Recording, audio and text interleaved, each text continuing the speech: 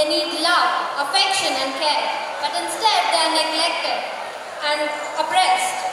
To showcase the unheard tale of several orphaned adolescents, I call upon Team S14 onto the stage.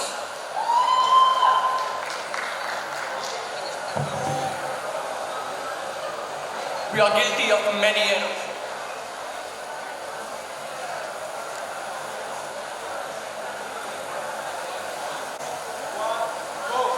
We are guilty of many errors and many faults, but our worst crime is abandoning the children, neglecting the fountain of life. Many of the things we need can wait, the child cannot. Right now is the time his bones are being formed, his blood is being made and his senses are being developed. To him we cannot answer tomorrow, his name is today. As the world becomes a global village, orphans remain the solitary islands whose cries go unheard. Defined by UNICEF as any child under the age of 18 who has lost one or both the parents to death. Orphans in their adolescence, yearning for the care they deserve, forge a path forward without any shoulder to lean on. They face a myriad of obstacles, but loneliness remains their only constant companion. Many of them slip through the cracks of society without a document to their name and fight for the scraps of the most meager livelihoods. They may be nameless, they may be faceless, but they are our children. We cannot let them be faithless. Mental health is a crucial aspect of general well-being, and in this, only in this, these children are unable to excel. But there is no love to light the lane. The circumstances of your birth should not be defining your rights as a child. A child belonging to an impoverished family and an orphan child have similar circumstances like a lack of nourishment, education, and healthcare. While the first gets benefited under the government schemes, the second only has a 0.5% chance to reach an orphanage, where they get the bare necessities until the age of 18, after which they are forced to become independent. The remaining are susceptible to brainwashing and exploitation. According to the DGHI researchers, 1 in 7 abandoned children in developing countries are engaged in child labor. 10 to 15% commit suicide before adulthood, while 60% of the orphan girls become victims of sex trade. Despite living in an orphanage, most of the adolescents cannot claim to be orphans, as they don't qualify the criteria set by the government. That is, one needs to have their identification card and death certificates of both the parents. The Central Adoption Resource Authority's main objective is to ensure that every destitute child has a loving and caring family. But unfortunately, there are many systemic flaws. In 2020, around 81,730 children were left abandoned, but only 3,559 made it to the legal adoption pool. Even in the small pool of children, adolescents who do not find a home, these adolescents who spend majority of their life in orphanages aren't adapted to the community life, and they struggle to find a place in society when they become adults. Orphanages date back to 480, when the care of orphans was referred to bishops, and during the Middle Ages to monasteries. By the early 19th century, the problem of abandoned children in the urban areas around the world began to reach alarming rates. Due to the industrialization in this century, the demands for unskilled child labor reduced. Thus, institutions were created to house these children who were unrequiring the labor force. These institutes were acts of charity by the wealthy, which stemmed from the attitude that the less fortunate were incapable of providing adequately for the children. Unlike the orphans of Britain or Europe who have been widely documented, Indian orphans are almost absent in the existing history. However, an old Bombay Times article on the eligibility criteria of orphans emphasized that the word orphan is rather applicable to a child of tender years than to a young person of 16 to 18. By the late 19th century, Christian missionaries and Arya Samaj became deeply interested in the question of orphans. Consequently, a chain of Arya Samaj orphanages were built, mostly in North India. Thus, orphanages were seen as stabilizing forces in the country during the times of upheaval or rapid social change. Children make up 2.2 billion of the world's population, of which orphans account for 151 million. 10% of these orphans have lost both their parents to wars, natural disasters, epidemics, pandemics, poverty, and mass migration. As the days go by, their numbers continue to swell. Asia has the worst record for protecting children's rights, housing the largest orphan population of 61 million. 31 million of these belong to India alone. These children are exposed to many dangers like heavy labor, recruitment as child soldiers, entrapment by the organ and prostitution mafia, and various other criminal organizations. In addition to this, there are many children around the world who have not yet been registered as orphans due to pure negligence. With all these conditions, the actual number of these invisible children is 400 million. Integrated Child Protection Scheme of India states that children and adolescents who are orphans, runaways or abandoned by families and being reared in institutional homes form a vulnerable group in society.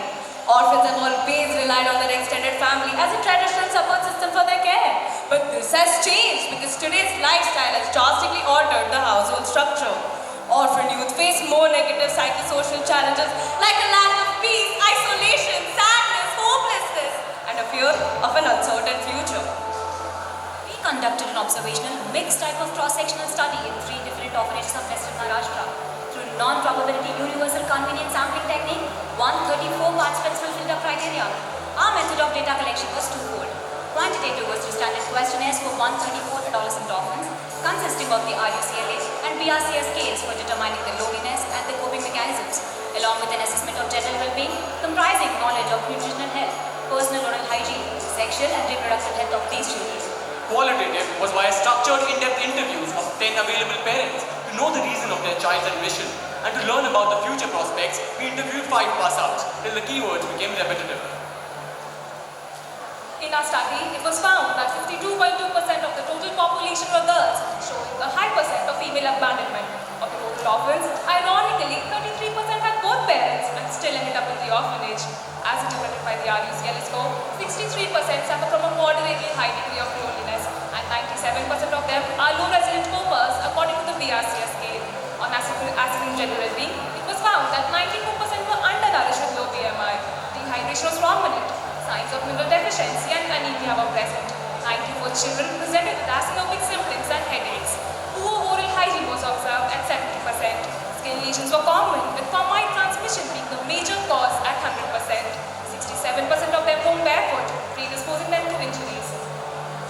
They exhibit a history of frequent sudden high fever, nausea, vomiting, diarrhea, muscle and joint pain were other significant complaints.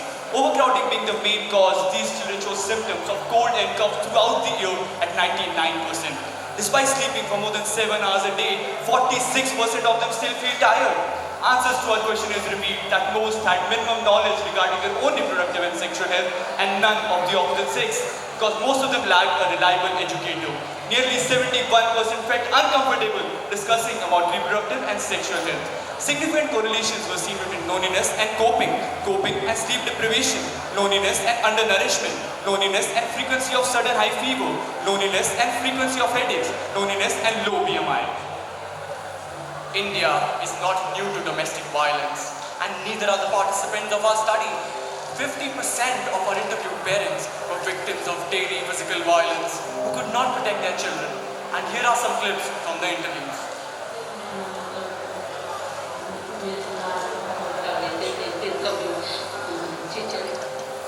बच्चों को कभी भी मार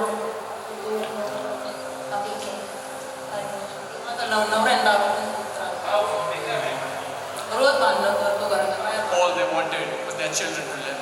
Some abandoned their children, leaving them fatherless by choice. There were single parents who could not raise their wards, as they lacked either the financial resources or the knowledge. Some wished to begin a new chapter of their lives, but their children do not fit right into it. Of the pass-outs, few fall into the death trap. Few never get the opportunity to explore their potential, and their aspirations remain undiscovered, whereas marriage is a fate shared by most females. And this is the conclusion of our study.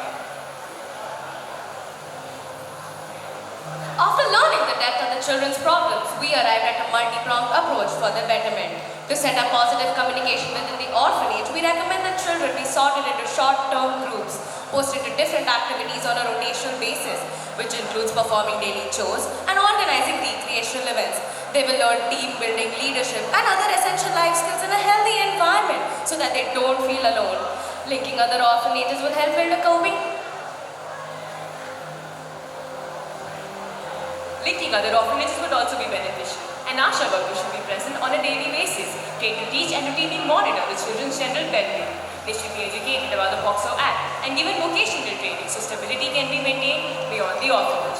Their emotional state should be looked into via specific methods and tools, and they should be divided in a triad so that hurdles can be made before their problems become chronic.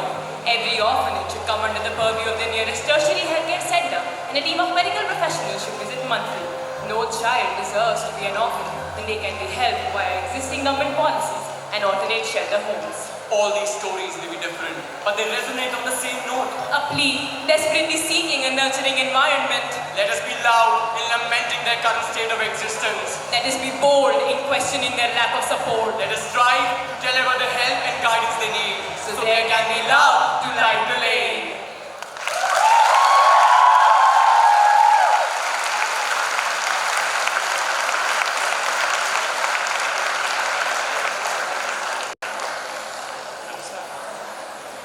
Thank you indeed. That's a beautiful and a very touching presentation and a very emotional topic. You have really handled so well and it touched every heart here. Thank you very much. Thank you so much, Satish. Just to ask some questions, I think it's a beautiful presentation. It's very difficult to recover from the pain actually. And you've been into the community, you've seen children and experienced the domestic violence and abuse around, you've seen top people. 2 points. What is the role of what is considered to be a significant relationship of an individual to individual? Have you noticed anything like that? 2, substance abuse is very high amongst orphan children. Like they use cannabis or glue sniffing and those sort of things. Have you noticed anything like that? Thank you for the question, sir. Sir, it is generally observed by us that the people tend to talk to each other. But the thing is, they cannot open up to each other because given the circumstances are different. Our study has children in the orphanage whose parents are still existing, but still they ended up in the orphanage. The story of that child is different from the person who has no mother or no father. Sometimes they want to talk to other person, but they have this fear. They have definitely this fear. Probably the other person may not resonate with the same condition that I'm going through. And that is the reason when we asked questions to them, like, do you feel comfortable at least talking to one single person in the whole community? They're like, yeah, it is, but we don't completely open up to any of them. As touching topic and presented in a touching manner. The question I would like to ask is there any effort made to establish relation among the inmates of orphanage so that they don't feel alone? Thank you for the question, sir. Sir, as we observed, sir, the often certain measures were not being made, and so that is why we came up with the recommendation that these students and these children might be divided into short-term groups so that they can, along with children of all age groups, perform certain activities. Like one of the group has work of hosting certain events, one has the charge for maintenance of the cleanliness, one of the other teams is the in charge for the food that day, so that these groups will help them bond to each other, communicate, and simultaneously they will learn skills which will help them in the future. And the seniors amongst these teams will learn leadership skills so that when they go out of the orphanages after the age of 18, they can actually be independent. In addition to this, linking other orphanages present in that area, it will help build a community for these children. So they know that they are not alone in their struggles and this one. Because a chain is as strong as its weakest link. Congratulate all of you for a very passionate presentation, and I'm sure this experience will help you in life to understand what being an orphan is all about. Since a lot of orphans have been there to prevent them from the abuse at home, did you actually find any abuse going on in the orphanage? Thank you for the question, sir. So, the orphanages we visited that we were authorized to visit that said AC background. So, the caretakers were really sweet and they were strict as answering the previous question also. The substance abuse, we didn't see any substance abuse there. And so, there was no such abuse seen by us. And the caretakers assured us that there is no such thing. Sir, I would like to add to that. Fortunately, we haven't come across any substance abuses or violence.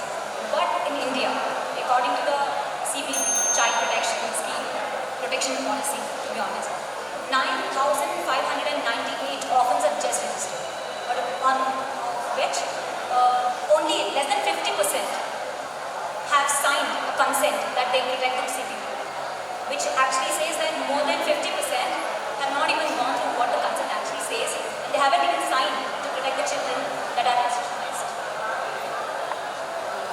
I too would like to thank you for the question. And in response, I'd say that one of the orphanages we visited had a very unique system in that they kept track of the students, of their residents, even after the age of 18. In that they made sure that they had a proper placement, they had a sustainable system in life, and that they could be used as role models for the students who would be leaving the orphanage soon. So that's again a very sustainable system, which also we found very intriguing, and hence interviewed these passouts as we displayed in our presentation. Thank you. So that was an excellent presentation, and we can make out that your work has affected you all very deeply, just as the past few minutes have affected us also very deeply. So one small question. So this is about adolescent orphans. Now what are the differences, or we hear a lot about small children or orphanages. So what are the special predilecting factors in adolescence that tend to increase the prevalence of the problem? Thank you for the question, ma'am. If you see the adoption rate, people tend to adopt, even if you're trying to adopt, people tend to adopt like younger children. That leaves a larger population of adolescents still in the orphanage. But they are the major youth tomorrow, and they are the major country tomorrow, and which is at 22% of India's is youth, and 4% of them are orphans, which says that younger orphans are generally adopted, but leaving all of them behind. And they have to go through all the emotional turmoil, everything, their own, without any shoulder to lean. Thank you.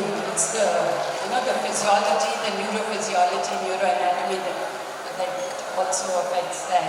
And as she said, the chain is only as strong as its weakest link. And you have brought that point out very well. Our country is only as strong as this particular link is, the younger population. Thank you so much for highlighting this point.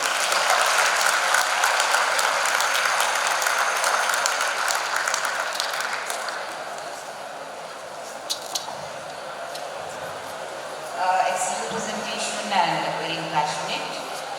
I just want to make an observation. This is not a question. I've been to many orphanages all over Hyderabad, and every time I donate money. With your presentation and also otherwise, I realize that money is not enough. It is how they implement and take care of the children there, and how they take care of their mental well-being. That is more important. In my opinion, the state government or the national government has to take over all orphanages and at least maintain a standard of cleanliness and providing nutritious food to the children. And then employ counselors almost at least twice or thrice a week in order to talk to them and implement teamwork and how to be together and so on, and increase their confidence, self-confidence. That's what I wanted to just mention. Thank you. I would like to add on to this. Even we had one of such experiences. While the first time we visited them, we took few bananas. We took bananas for all of them. And when we came to the second time and asked them what do they want when we come the next time, all of them said just one thing: we don't need anything. We just want you to keep coming again. That's very satisfying.